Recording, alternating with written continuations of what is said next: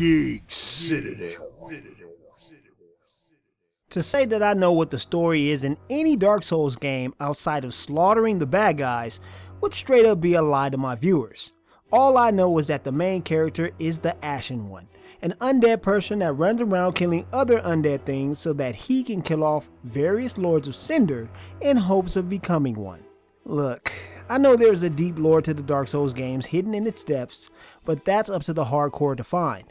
I came here looking for some of that Twitch-based gameplay, and it positively delivered. Before we get to the sweet gameplay, let's talk a bit about the visuals. The PC version is the game I played, and I can say it looks as pretty as it can for such a dark title. It's a visually gorgeous game, but it's definitely a console port. Its world is equally beautiful and gruesome at the same time. However, nothing is more notable than the haunting creature designs. Somehow, From Software continues to come up with detailed and frightening brutes around every corner. The character designer must have the mind of a madman.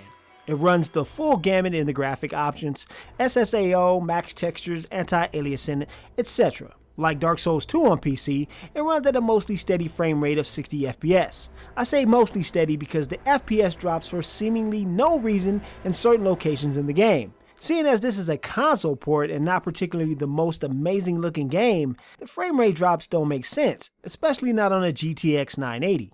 The music in Dark Souls 3 is intense and heavily fits the mood no matter the situation. It's easy to lose yourself in the battle when the intense orchestrated music hits during a major boss fight. The voiceover work is solid, but it's nothing to write home about. On the other hand, the ghoulish screams from the variety of beasts and the meaty weapon strikes are nigh unforgettable. The combat is important in Dark Souls 3, but the exploration is what edges you on. You're never quite sure what sort of world is just behind the next door. One moment you could be in a throne room, and the next you're surrounded by a room full of sleeping giants. It's the next best thing to combat, that feeling of wide-eyed adventure as you explore the next locale for treasure and the looming death that comes with it. Dark Souls 3 pits your ability to observe patterns and tap buttons with precision to avoid dying to even the lowliest of enemies. If you're a fan of Bloodborne or the previous Dark Souls titles, the combat will feel instantly familiar. Newer players will have to learn the ropes if they wish to play, but in my opinion, this Dark Souls is the most embracing for rookie players. Now, players can die repeatedly and keep a proper health bar to face off against the deadly enemies at their leisure. You still lose souls when you die, but that's another area where they've made change for the newer crowd. In Dark Souls 2, you couldn't really grind enemies to receive souls. After respawning enough of them, they would disappear and never come back to that area. Dark Souls 3 always respawns enemies from a previous area after activating a bonfire, so players can lose big hordes of souls in death, but will still have the option to grind for more when necessary. So if you're a person that likes to grind out stats, you're in luck with Dark Souls 3. Speaking of bonfires, this game has plenty of them scattered around each location, which makes it easier to travel than ever before. This allows for retreating to the main hub for items and upgrades at a casual pace. It's a little easier once you've gotten the hang of the patterns of the enemies, but you will still need to be on guard as monsters can still cut you in half without warning. That being said, you are probably going to die hundreds of times just to get to a stable position. As I said earlier, the punishment in Dark Souls 3 isn't as bad as it was in previous iterations. This allows you to die constantly but also learn from your mistakes without being unjustly penalized.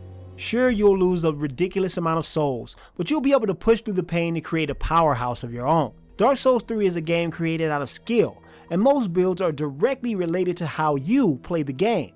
It's probably one of the few games where you can be a butt-naked man with a stick and still beat some of the hardest bosses. It's a different category of fun compared to other games. You normally have this determination to push onward, fight, die, and fight again. To brace yourself as you walk around the next corner or spin the camera around as you cross a bridge, only for the fear that some beast could pull you down into the abyss. When you finally strike down a boss that stilted your progress after 20 deaths and you feel that rush of victory, this is Dark Souls 3 at its very best. That's not saying that the game is perfect by any means. It's excruciatingly hard and extremely satisfying in most places, and this is what makes it great. There are other times though where I feel like it asks too much of the player and not enough of his world. A lot of people don't give it enough flack for this, but I'm not one of those people. One of my major concerns with the Souls series is how much realism surrounds the main character and nothing else. I don't have a problem with the fantastical world, but it's the realism versus fantasy in the gameplay that ruins the dynamic. There are a lot of things that we shouldn't have to ignore just so the game can be difficult. You have a stamina bar, take high amounts of damage, and spacing matters when using weapons near anything with collision. You're slowed down by wearing too many heavy items, and some weapons can't be used without the correct stats. In every aspect, all the monsters ignore these acts of realism. Dark Souls 3 is only hard because the enemies don't have these limitations. They aren't smarter than you, and their aggressiveness is what makes them dangerous. They never try to trick you into a false sense of security.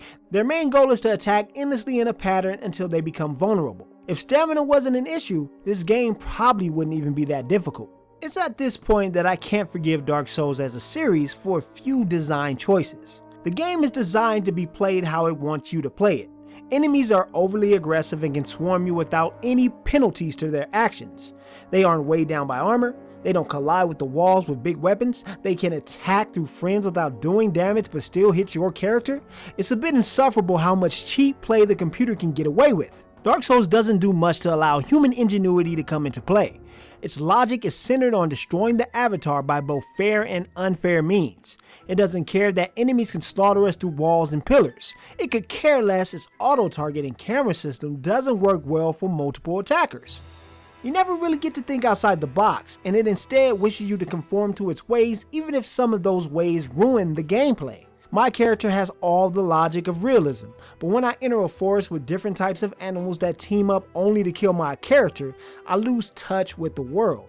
These are legacy issues that come up all too often and add an unwelcome frustration to a game about precision and skill.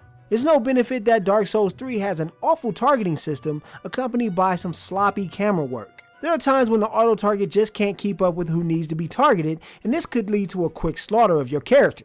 The camera also doesn't always understand if you're against a wall or when it needs to spin around to offer space. This is something that is a must in a game about accurate movement and quick gameplay. Unfortunately, Dark Souls 3 often drops the ball in these areas. Dark Souls 3 has an amazing combat system that usually feels incredibly rewarding. If anything, this is the least punishing of the series, and that's what the series needs to bring more people in. I've played every Souls type game there is out there, and this is the only one I've been able to stomach for more than 20 hours. It still has many of the flaws that can frustrate new and old players alike, but it's also one of the most rewarding action RPGs out there. If you have the patience to get past the learning curve, you'll find a depth of gameplay and exploration that many games rarely offer. Dark Souls 3 is absolutely worthy of picking up if you're into action-based combat. If you needed a Dark Souls to test the waters, this is the one to play before you go back and play all the others.